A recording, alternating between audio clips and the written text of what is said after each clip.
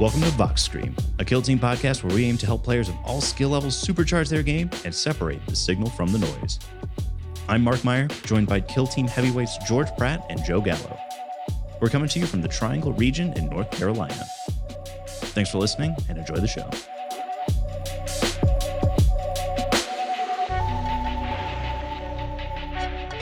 Welcome, friends. Welcome back to Vox Stream. We are joined by many friendly faces here today. We have from the driver's seat of his car, George. We've got Joe coming in from the Batcave at an undisclosed location.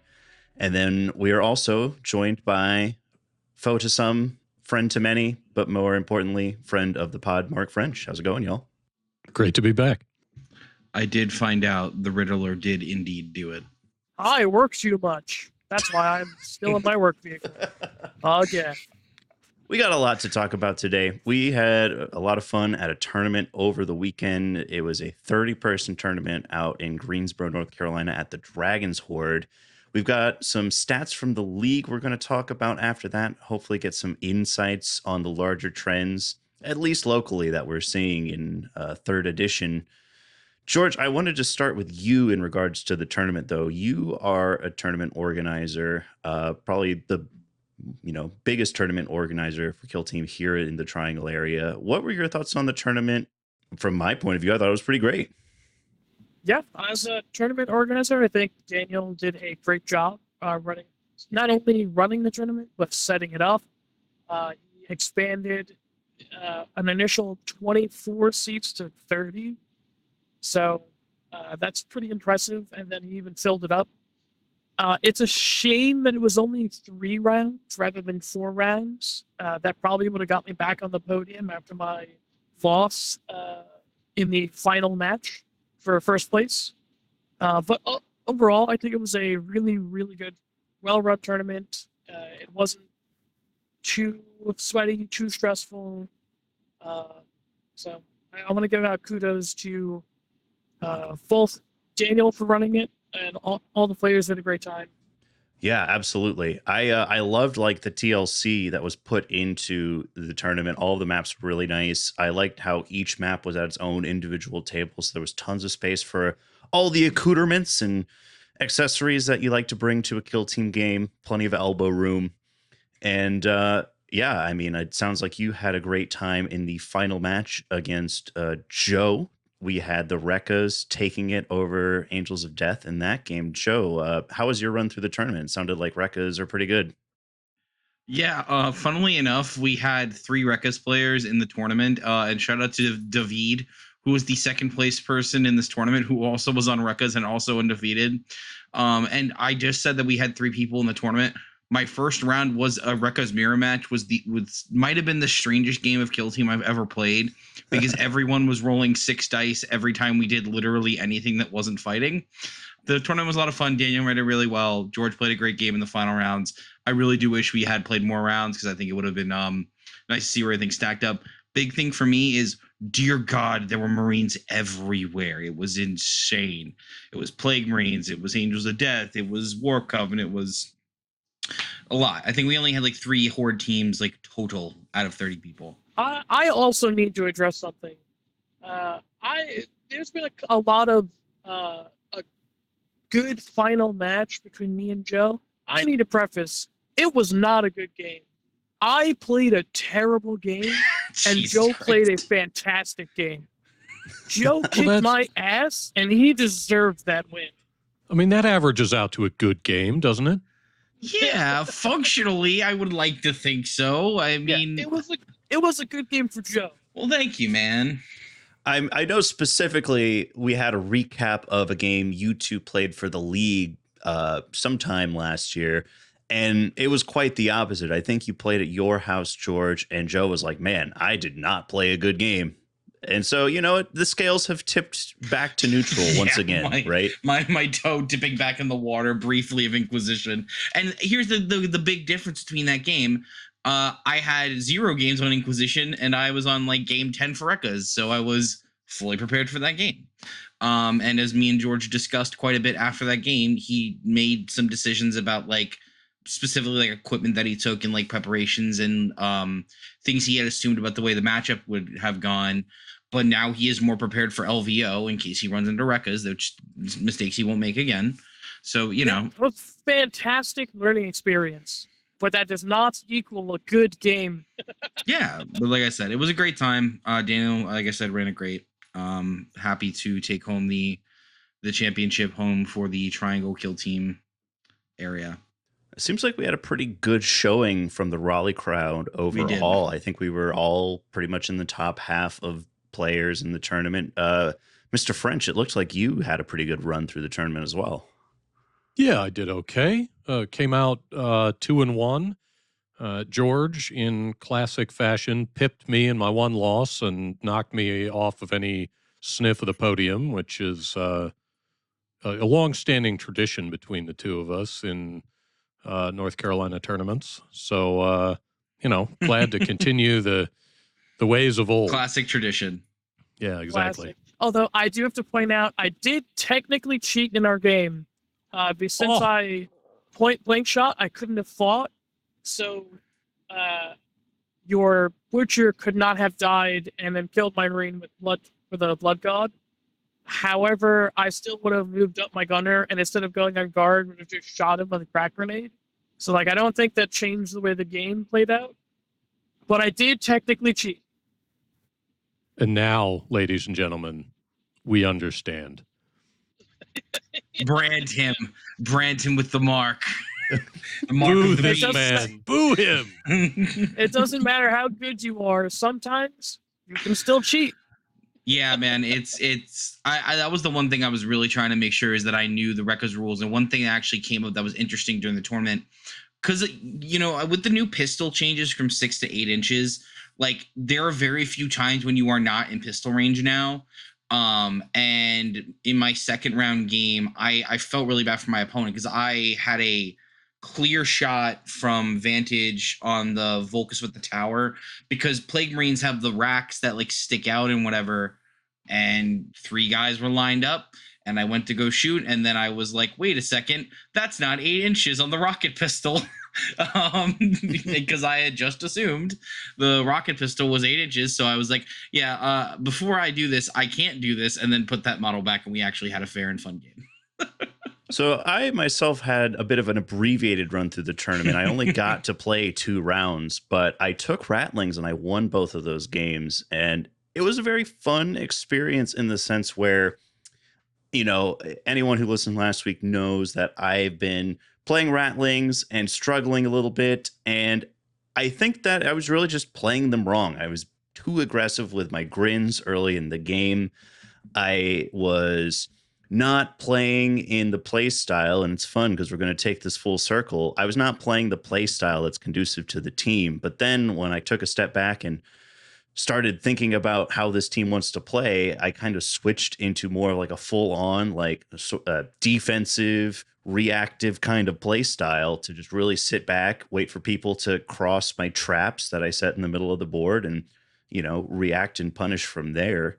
Things started working pretty well. The other fun thing too is with elites being as good as they are, you can still outweight them with hordes if you know how to do it. So, oh yeah, that's the thing, and that's why I'm very hesitant on nerfs for elites, is because out activation is still a thing.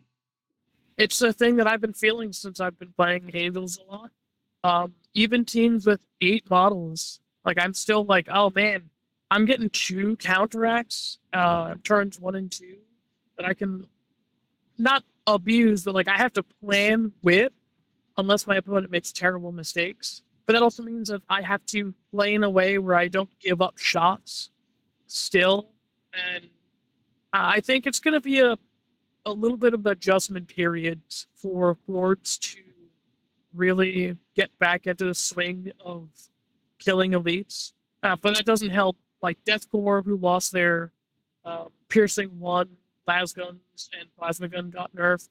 Like, any team that relied on a plasma gun is still just up shit's creek, unfortunately. Yeah, unless your exact name is Inquisition, but yeah, and I think But they never relied on plasma guns. They got melted guns for days. Yeah, I think for me also to bear in mind, like, Rekkas are an elite team still functionally, even though it's technically 8 activations.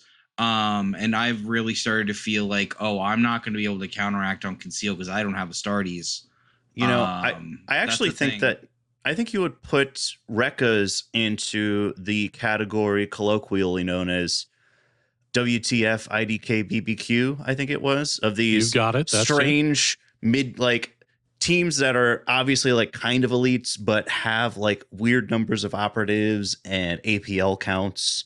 Very similar to Hyrotech Circle. But obviously, you know, it is 6 the operatives two who little can meatballs that blow up. But you know, because like their little bugs don't function the same way. But arguably the meatballs that explode could be more useful. Yeah, that's the thing is like, because I mean, Georgie, we experienced it in our game. Like for the second turning point, I just charged the little fucker straight down the middle, had him sit in front of a door, and yeah, it was effective. But like, you know, just the fact that I just had to sit there because you were just playing cagey, and there was like, he put a mine in front of near a door, then ended up like putting the, because that's the thing, was they blow up in your face too. So it's like you have to be very careful about where you put them, and that's been like the thing I've been trying to figure out too. And I'll kind of come back next week when we talk about whatever we're talking about next week. Because I'm gonna play Inquisition against Scott this week, because I haven't really had a chance to play into a horde team outside of Rattlings yet, and I'm really curious on a team that activates me how I'm going to play the squigs, because they have to go and engage when you activate them. If I'm getting out activated, that basically means I need to make sure they are fully like not visible even in the slightest, or they're getting shot. And even in that scenario, you know, if you know the horde player decides to get bold, you know, let me just give APL out, move dash, and shoot your little meatball. And it's like, oh, well, you're losing the model. Then it's like, well, right. But that's what hordes do, is like they have the ability to trade. And it's like me losing those squigs is a big deal. It's one of the massive ways you generate or begin to get the ball rolling with them. So we'll see what happens with that. But Rekkas, like I said, they're good. But they are very finicky and require very good play, because 4-up save can really, really, really be hard to do, especially when there's a lot of like AP running around. Before we get too far afield here, I am excited to hear this update next week. I'm also excited to talk about meatballs and barbecue on the podcast. We're really getting into some of the subjects that resonate with me and my past and who I am as a person. So we just wrapped up a couple weeks ago, I guess right before Christmas, our first league at Atomic Empire of 3rd edition. Joe ended up on top. We had a lot of great players, as always. Probably our most successful league. Yes. It was the largest league we've ever had. And shockingly, our upcoming league that's going to start just over a week from as we record this is at the same player cap. We'll have 28 people. And that league hit cap on signups 2 weeks early. And yeah, I mean, it's just to the moon, baby, to the moon at Atomic Kill Empire. Team forever, kill team 1,000 years, kill team until I die. Yep. Yeah, that, I guess. I feel a little weird about it, but I don't detect the falsehood. No, I mean, Mark, would it be fair to say, I mean, this is just off of my reading of being in that room, are we beating the 40K league? In terms of player count, yes. Yeah. We are? Yes. Hands down. That's amazing. Yes. That's insane. That's pretty awesome. Yeah. No, I mean that's pretty great. We've really managed to like lucky into an amazing community here, and I am delighted to be a part of it. I don't know how much luck has to do with it. Yeah, I think agreed. I think the league organizers did a fantastic job of setting up something that is both fun and fair, and also is a welcoming figure in the community. If only we could get him on the podcast. Yeah. Yeah, you're gonna have to settle for me. Yeah, you know, he's. And his schedule is crazy.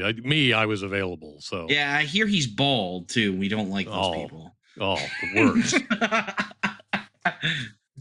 I take offense because as a Mark enjoyer, I think that I have to step in for my guy here.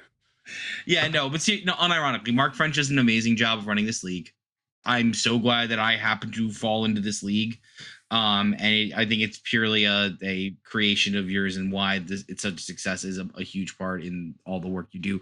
Part of which keeping all these statistics that we can now share with the people, which I'd like to point out is probably more accurate statistics you're going to get in terms of far field of like the newbie player to the more advanced players. And it's also like 100+ games, I think, in total per league, right? Or something crazy number like that it ends up being, which is more than most of like the data we get from tournaments. So in theory, with a 28-player league, we play 140 games a quarter, or 280 player games per quarter, depending on how you care to think about it. Which is a large amount of data, and that's what I'm saying is like we have such a large pool of like different skill levels and stuff like that. And we cover pretty much every format outside of like Beta Decima. I think we didn't do this time.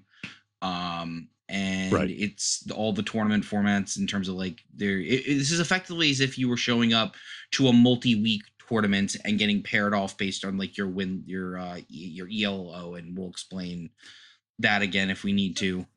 With the data, I'm sure there's a bunch of information there that is interesting and unexpected. But I would like to know, what is the most expected piece of data? Is it that Warp Coven and Legionary are super good, or is it that infiltration sucks balls? So the infiltration thing is absolutely true. Yes. It sucks. It scores low, and the people who select it tend to lose their games. It's just hate to be an infiltration selector. It's no good for your outcomes. It scores lower than the other three. The other three are sort of clustered together. We don't have quite enough games for all 4 options for me to have any real confidence about these numbers, but it is statistically significant to 3 standard deviations that infiltration sucks. And that's just sad, but hopefully that will be covered in the balance slate. The other 2 items you mentioned, that Warp Coven and Legionary are overtuned, is not supported by the data. Oh, cool. So this league, Warp Coven, had an overall 40% win rate. They clearly need a buff. And here comes the part of the podcast in which we need to say a lot of this is variable by what is actually taken and who is actually playing them. So a player, sample sizes here are small, and so the chance of statistical noise is pretty large. But in addition, part of this is just based on who's playing what. And we have some players who are very new, and we have some players who are extraordinarily experienced. And if it turns out that a particular faction is overrepresented in players who are still learning the core rules of the game, they're likely to have a lower win rate. That's just how that goes. So take all of this with a grain of salt, of course. I think most people who play this game a lot, particularly if they play it at a higher level and against opponents who really know how to get the most out of these teams, will tell you that Warp Coven is a nightmare to play into. In our case, that didn't turn out to be true, but nevertheless, it sure feels that way sometimes. And as we get more data, that may very well shake out, although we're probably going to get a balanced slate that's going to sort of make some changes there, and we'll see what happens. The other item was Legionary. So Legionary is one of only a handful of teams that had enough games that I actually feel pretty confident about the sort of statistical power of these numbers. Legionary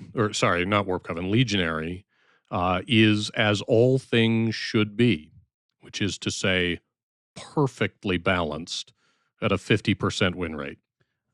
Doesn't surprise me all that much. I think that that's kind of similar to some of like the larger tournament data we've seen, where Yes, it is. they're continuing to do really well at top tables and in like GT style events and just in events overall, but their overall win rates come down because of the popularity of the faction. Yep. And so, like, for example, I think I was maybe one of the person playing Nemesis Claw. So I bet if you look at the win rate for Nemesis Claw, it's like in the 70 to like 90% win rate, if I had to guess, Mark. Nemesis Claw is also, as all things should be. Oh, they had 50? 50%.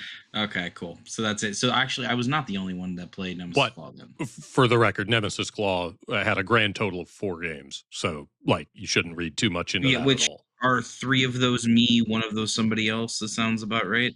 I don't have that at my fingertips, but that sounds right. Yeah. Yeah, that sounds right to me too. Because as someone who went undefeated, I have a 100% win rate. Yeah, and I went 9-1 with Legionary. So it depends a lot on who's piloting them. Yeah, and because a lot of people were playing Legionnaire. We had a lot of Phobo. Oh, actually, you know what, Mark? I'll just straight up ask. What were the 3 most popular factions this time around? Legionary, far and away. Most popular by a significant margin, followed by Plague Marines, Phobos, Tempestus Aquilans. I'm actually pretty shocked that Plague Marines are so high up there since they released like in the middle or towards the end of the league. Yeah, and the thing is that is the moment they did, their pick rate basically plastered itself against the roof and stayed there. I'm not actually that surprised. Yeah, I feel I'm like not we either. have a lot of people in the community who not only had a lot of those models, but were like, we had Chris who really liked the Plague Marine compendium team in the previous edition. We had Drew who had like a big Death Guard army and was like so excited to play that team. So yeah, I mean, I'm excited to play the team too. I dabbled some games. I don't think I had any for the league though. Yeah, I think that's definitely true. And I think that is also reflective of what generally people are playing right now. I believe the top 3 like most popular teams are Legionnaire, Phobos, and Plague Marines. I will say, speaking of what's generally like popular to play, it's kind of surprising me that none of the top 4 teams are elf teams. I feel like we have a lot of elf players and they're just very popular on the large scale right now as well. I think if I had to guess, the next one below that would probably be an elf team, right, Mark? Technically the one immediately below that is Angels of Death.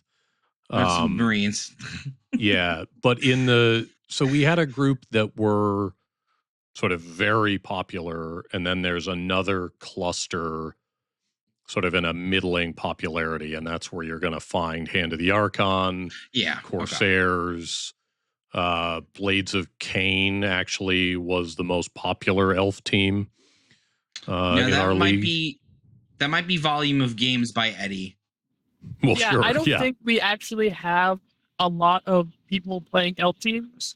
I think we have a few loud people playing elf teams. Yes, we do. That's exactly what it is. I count myself among them. Well, so we had double-digit numbers of games for Void Dancers, Corsairs, Blades of Khaine, and Hand of the Archon. So we got all of them. Yeah, and just as a note, the maximum any one player could have submitted is 10. Yeah, I think I played 4 games as Hand and 4 as Violence before I started playing Angels of Darkness, the very tail end of this league.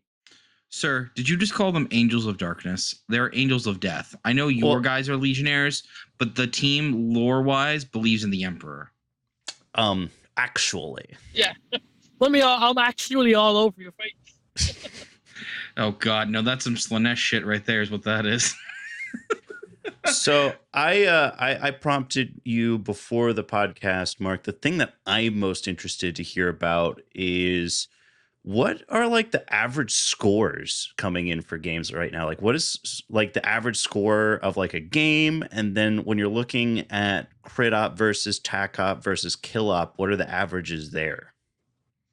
Yeah, so the average individual player score for a game is right at about 12.75 points, which feels about right, just based on my experience of the game. On average, a player is expected to score about 3.5 points on the crit op, about 1/8 of a point more than that on the kill op. So, call it 3 5/8.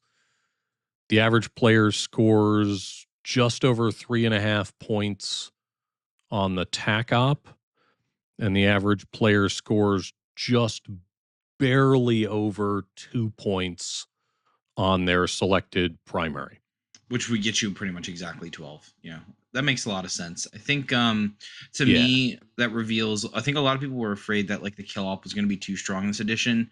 And based on my like gut feeling plus like some of this data, I think honestly, the like outside of the teams themselves, I think the game is like actually very well balanced at like a core level when it comes to like each of these like fundamental aspects of like the scoring system and stuff like that. Maybe like infiltration needs a bit of a buff, but like outside of that, things are like pretty okay.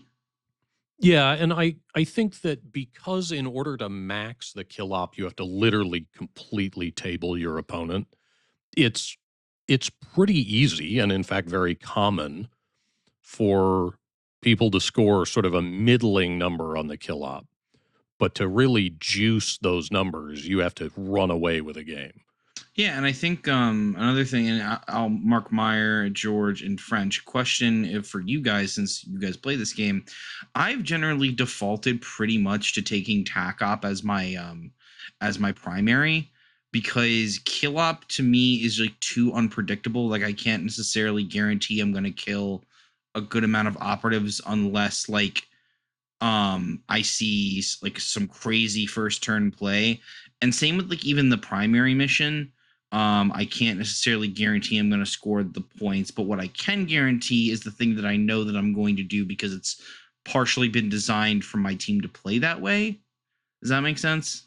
I took the kill op as my primary in a couple of early games.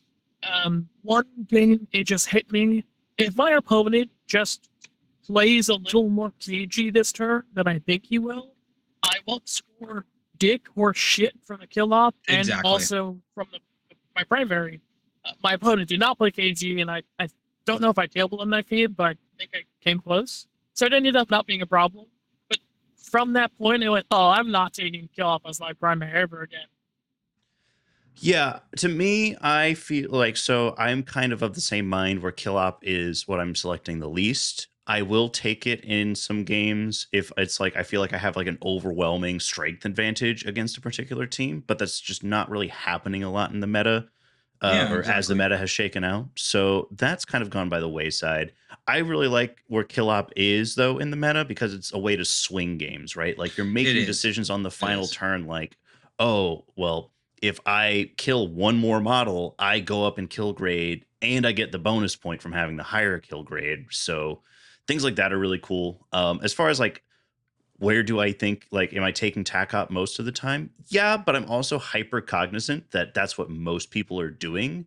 And so I am trying to experiment with playing the crit op more. I think that was part of my early problem with Rattlings is I was trying to play the crit op with them. And I think that they can do that with some particular missions, but not a lot of them. Or maybe I think that that is a team that plays tac op really, really well.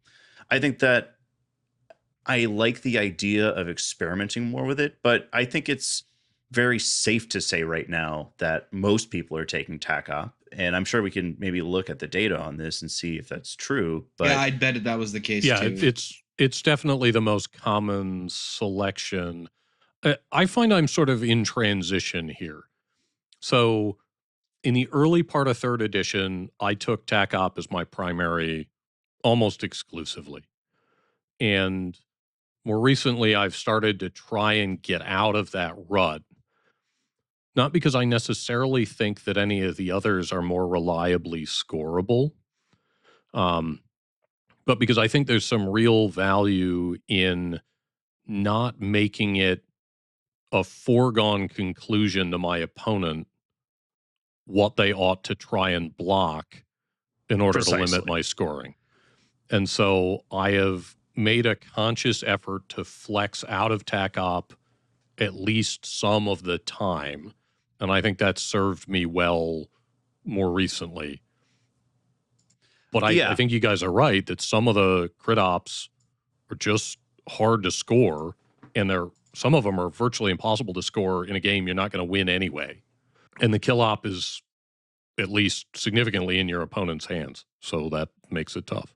I think that there is a huge value to being able to subvert the expectations of your opponent. And right now, everybody is expecting you to take TAC op as your primary op. Yeah, I mean, I might play around with it a little more since, like particularly with Rekkas, right? We talked about it last podcast, so like how they have like kill fixing.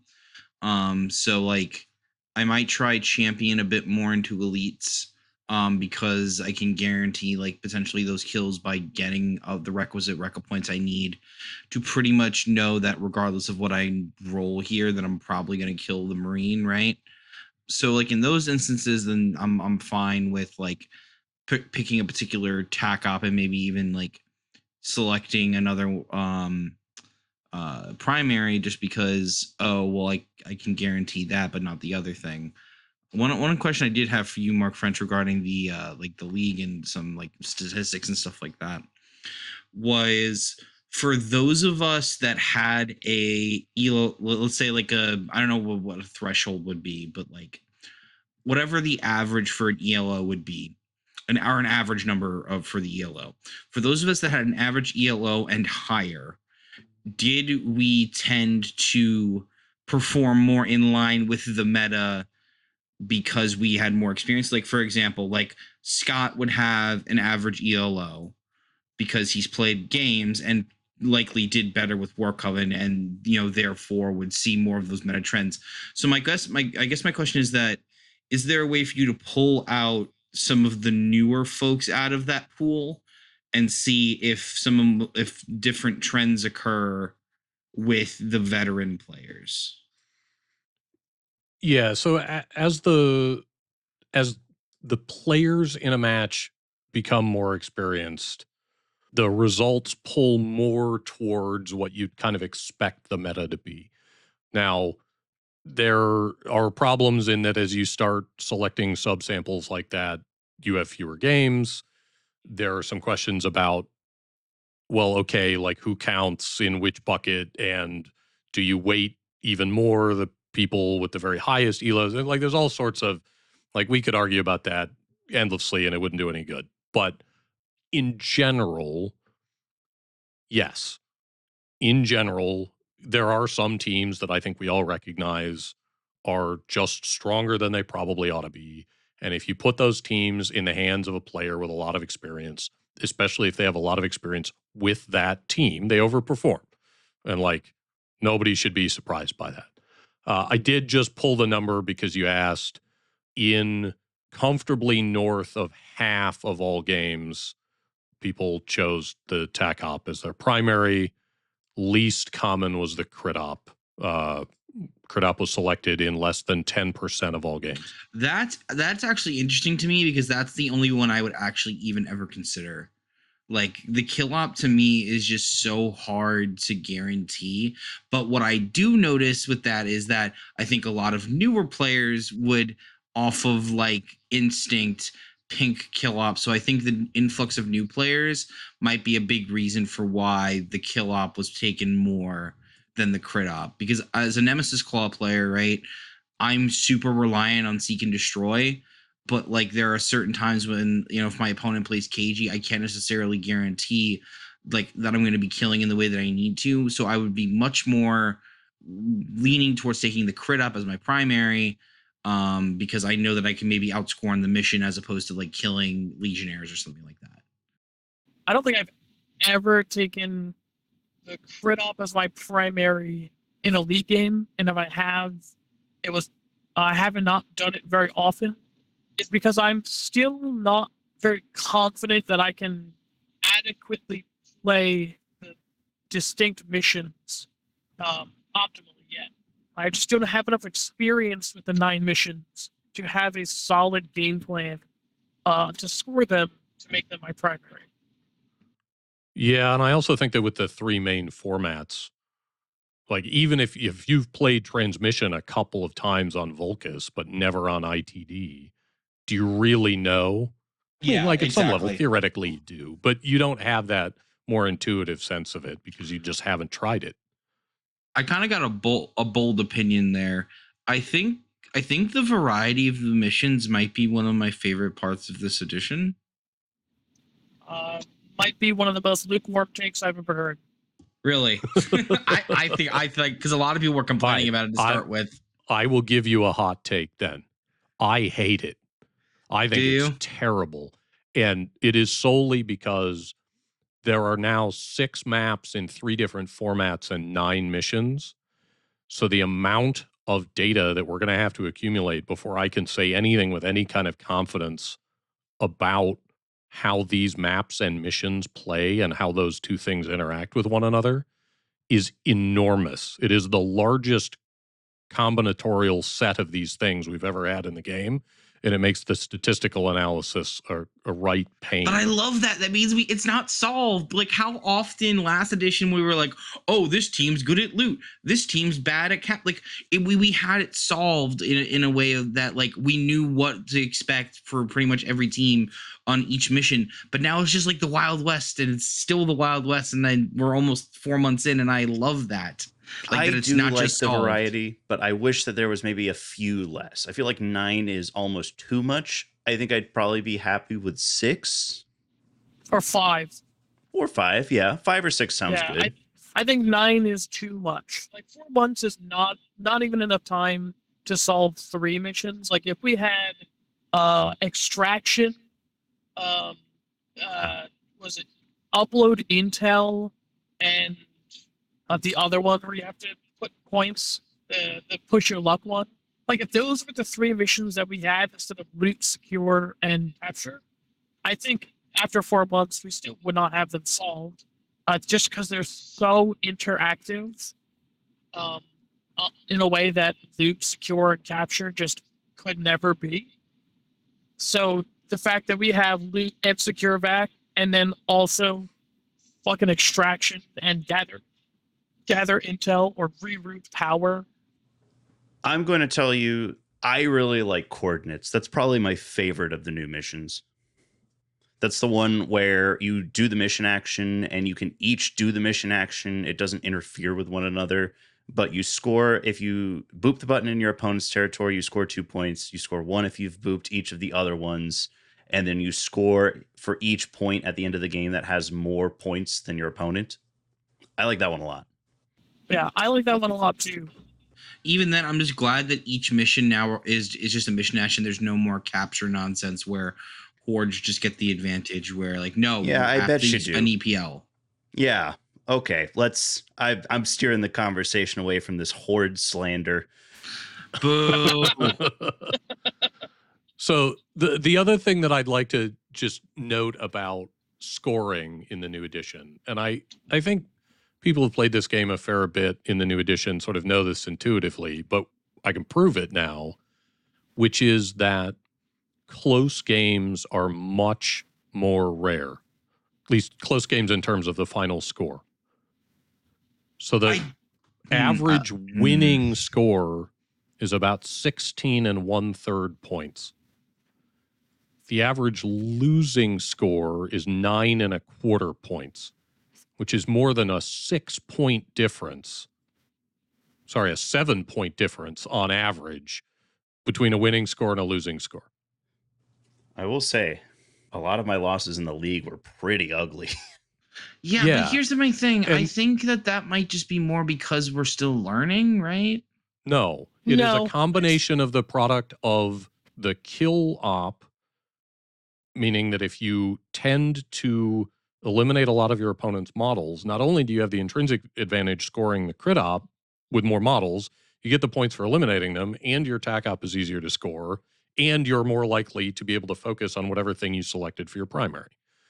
Like it just makes it so that Players winning games tend to run up the score more than they used to. So it's swingy. It's more swingy in the sense that, like, if you crush your opponent, you're really going to crush your opponent.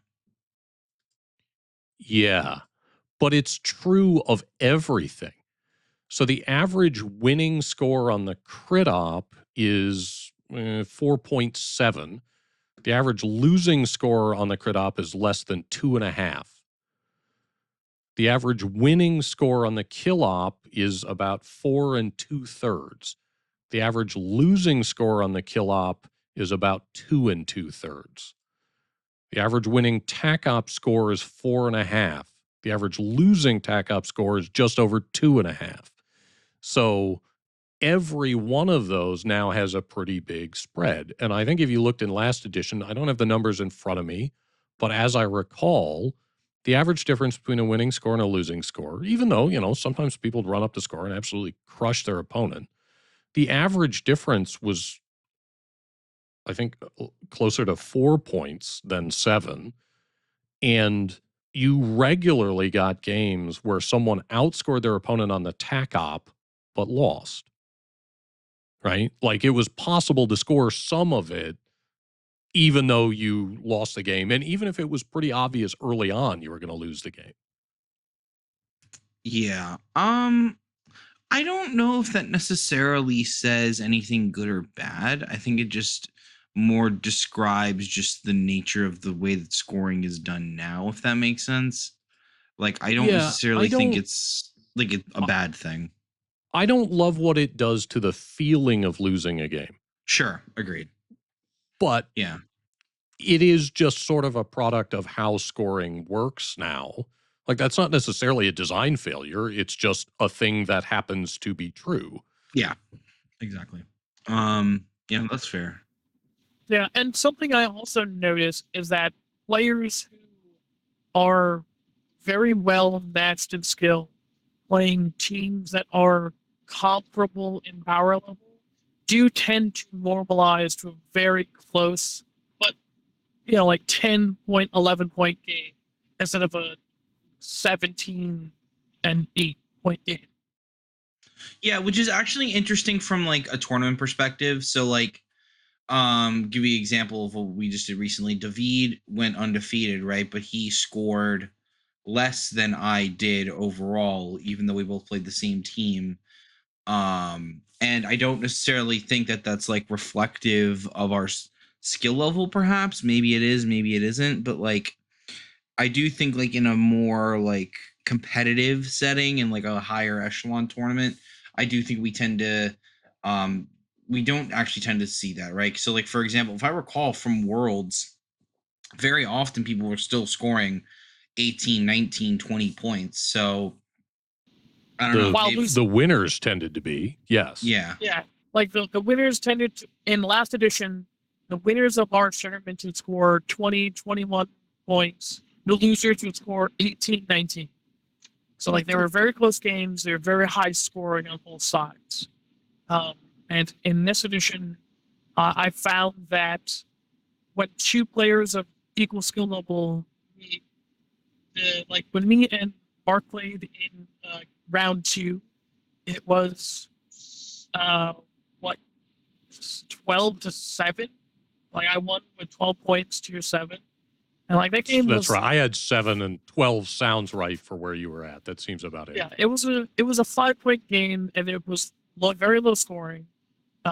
And Joe, you were at 21 points and 20 points for rounds 1 and 2. You just blew out your opponents. I think I kept you to your lowest score of 18. Yeah, it was. I went 2017. That was my. Yeah, 17. Fun little stat. Both of my games with Rattlings that I won 16-11. Coincidence? Yes. In fact, yes, it is a coincidence. Also, fun fact, Mark Meyer had to leave early for a very fun reason that I will let him share. Yeah, I got to ride on the Zamboni at the hockey game. It was so sick. There was a very funny picture, and I'm going to post it in the show notes for the listeners out there. It was a great time. My mom had her birthday recently, and she's always wanted to ride on the Zamboni, and she was so excited. And honestly, that was the best part, was just watching her be so jazzed up. We let him leave to play Kill Team to be a good son. That's the only excuse we allow him to not play Kill Team. I was in second place when I left. Yeah, I was gonna say, like, Mark, I did feel like significantly bad for you because I knew you were on the on a losing streak. And I think it would have been a really nice boost to your confidence had you gotten third or second with Rattlings. It was still a nice boost to the reason that I felt so good about those wins is because it felt like the things that haven't been clicking for me have clicked. Like, I understand the tempo of the game a little bit better. I understand how to make a game plan with the tac ops and stick to it. And now that I'm not guessing as much with what I'm doing with the Rattlings, I'm able to do those things with that team. So that feels good, Yeah, absolutely. And I also want to shout out real quick for the tournament before we get back on the stats of how literally one mistake can cost you the game. I remember watching Drew and Scott play, and that they were both undefeated as well, so this mattered for the podium. Literally the last play of the game, I see Drew move a Plague Marine over to charge one of the Inquisitorial agents. In my head, I go, oh no, his opponent has contained. He did not put him wholly within his opponent's territory when he definitely could have. So I sat there silently feeling bad for my friend Drew, in which they both tied that game, in which I told Drew, unfortunately, hey buddy, had you been 2 inches to the left, you would have won that game. And I felt bad telling him that because he felt real bad. But that is just telling you, even good players can make tiny little mistakes that can cost you a game. I mean, he still pulled out the tie, but he could have. He potentially. Oh, I know. Yeah. Yeah. It would have changed the finals. In fact, I think the most important lesson to be learned is do not skim on positioning and measurements. Yeah, absolutely. And also make sure that you read the tac ops. I have lost points the first time that I realized that contain was wholly within instead of within. Yeah, which I'm glad it says wholly within because it makes it a little harder to score. I'm really curious as we kind of start to wind down the stats discussion, Mark. I think that while it is concurrent with the sort of larger trends we've seen, the Legionary win rate that we've seen locally was still a little surprising to me. I was expecting them to be maybe a little bit higher than 50%. What I'd love to know is, was there any other big surprises that jumped out at you? So amongst teams that have sort of enough games that you should be allowed to look at the numbers in the first place, does anyone want to guess what our powerhouse faction was? Ooh. Hand of the Archon. No. Oh God, no! I know the answer to this because I was walking around. Hand of the Archon was at 58%. No. It was Angels of Death, wasn't it? Nope. Angels of Death, again, perfectly balanced, 50%. Damn. My guess. Oh, okay. Here's the thing. It's going to be Blades of Khaine. Blades of Khaine is at 57%. Oh, close. No, you aren't doing the thing because me and Mark played Rekkas where I am not counting teams that have one game. Okay. I'm not even counting teams that have, 5 or 6 games. Enough games that you can look at the number and it actually means something. I don't know. Yeah. And that's the thing that I find so delightful about this is that I think we could do this for a while and you guys wouldn't guess. It's Exaction Squad. Exaction Squad does not have enough games to be considered here. No. It's Hernkin Jaegers. Oh my God. Jaegers? With a 78% win rate.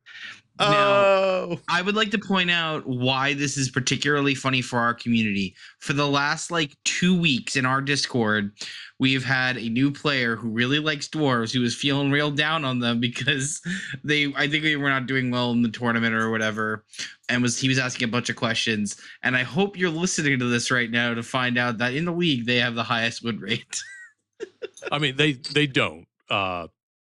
So Rekka Crew has a 100% win rate, but they've only got one game, so that doesn't count, right?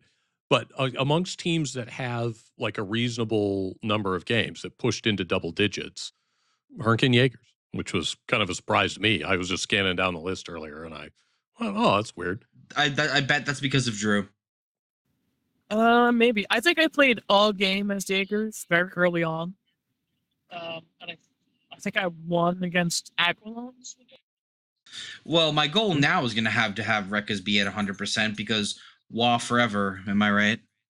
I kind of want to play the same game, but with among teams that have enough games played, like the lowest win percentage. Ooh, I was going to say, but I'm like, is that a little too mean? Oh, no. I mean, I'm just going to guess all the teams I played. Is it Aquilons? Aquilons are just shy of 59% win rate. Really? I would have thought because I saw a lot of Aquilon players getting their shit pushed in. That's why I was like, no, overall they did pretty well. I'm gonna guess Salvagers, the other dwarf team. That would be very funny. Hearthkin Salvagers are perfectly balanced, 50%. No, that Warp Coven were at 40%. Just notably small.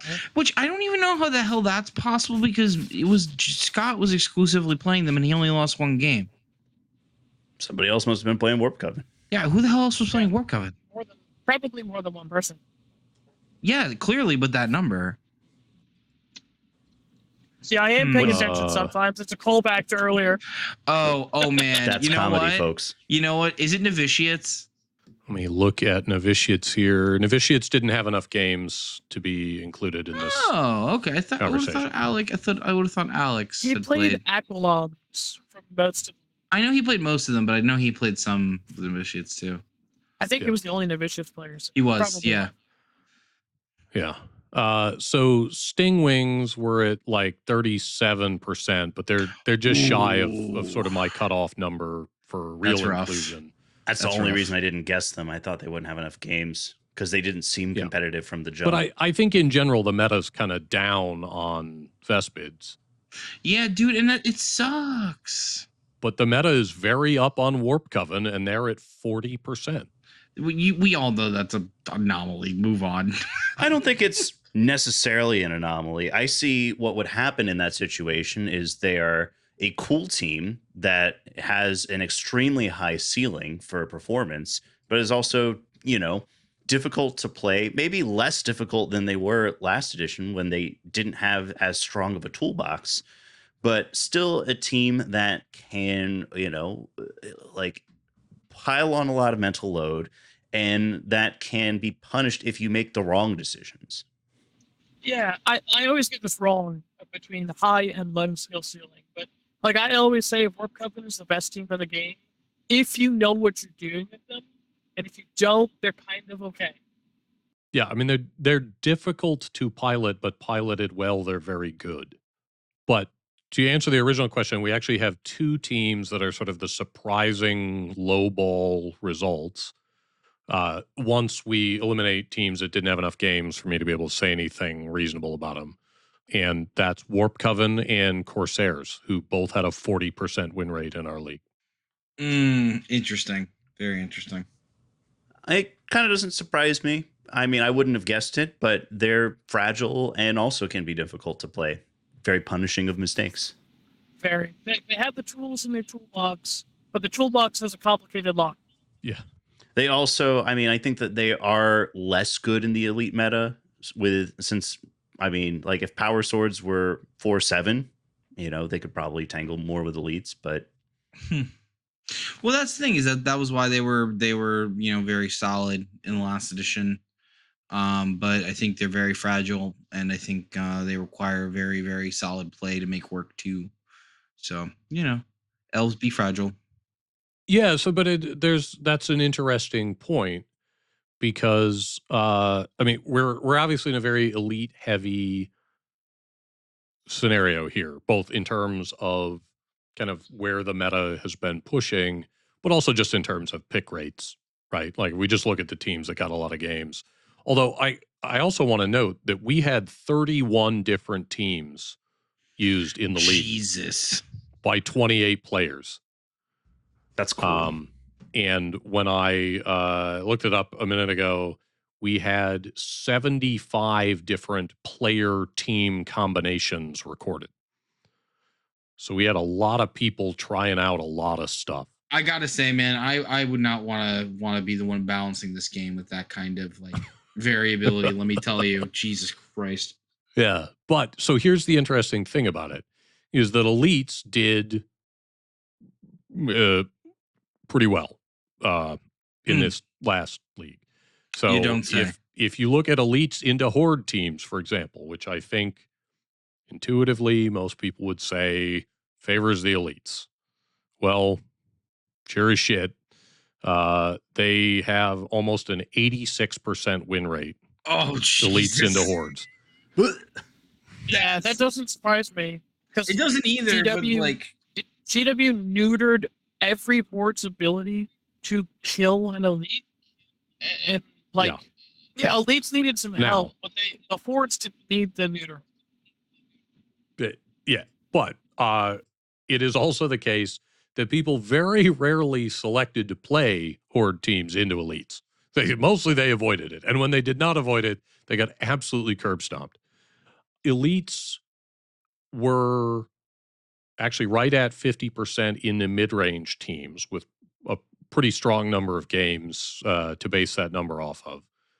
We had a small number of games into WTF, IDK, BBQ teams, which is Necrons, now Rekkas, and Warp Coven. Elites won only 40% of those games, but again, very small sample size, so don't read too much into that. But Elves managed to pull out a 52% and change win rate into elites. Nice. So amongst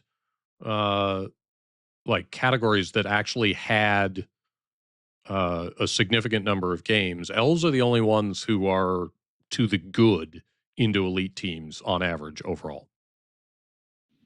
Yeah, and that doesn't surprise me. And have piercing 2 weapons with some solid dice fixing. So do Corsairs.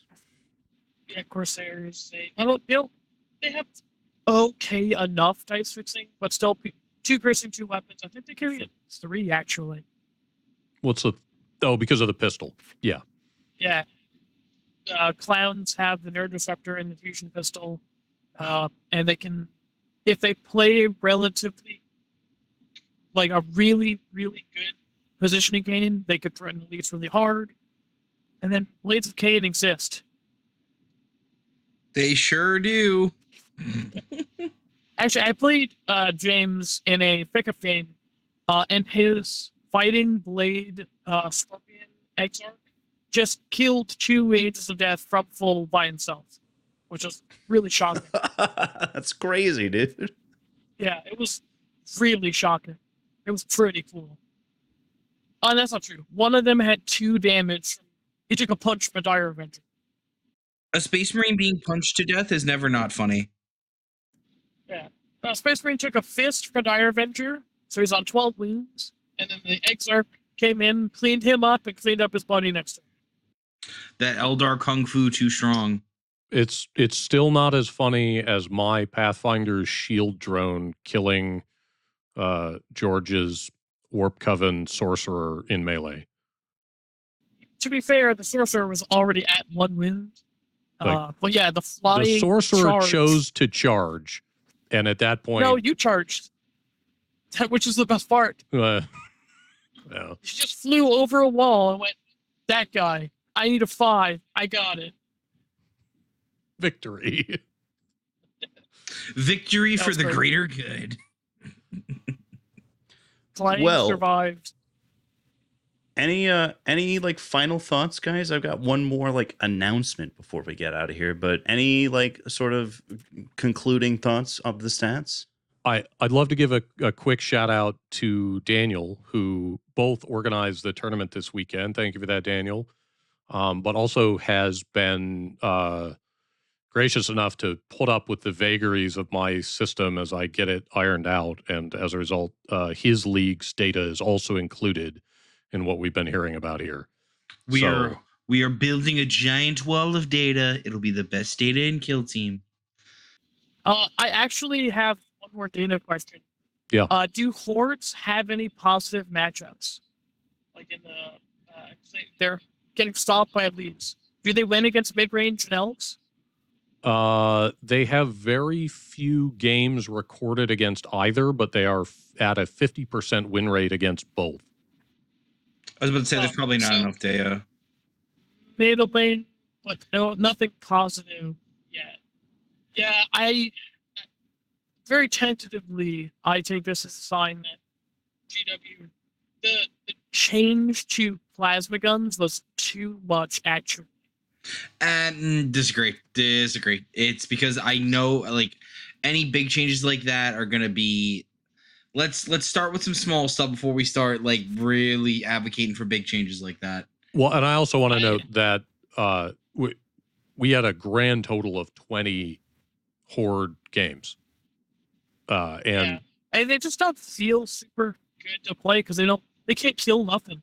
I am going to take it upon myself then to throw some Horde games into the pot for the next league, even though I'm like definitely cooking up some, in meta shenanigans. But yeah, like I started playing in the last league with Brood Brothers, and now that I kind of understand how to play Kill Team 24, I definitely want to go back to them because it seems like a really fun team.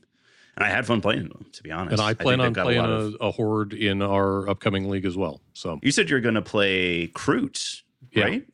Our soccer kin band. Yeah, I'm excited to see what you do with them.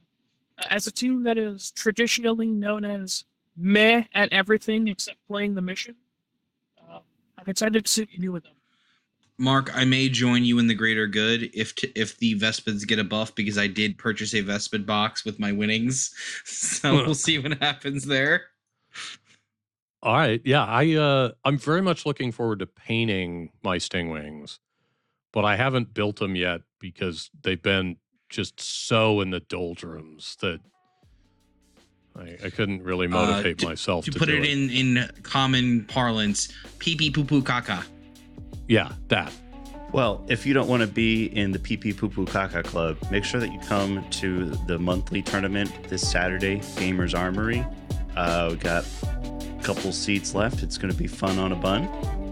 And thanks for listening. Thanks for hanging out, guys. It's been a lot of fun. Always a pleasure.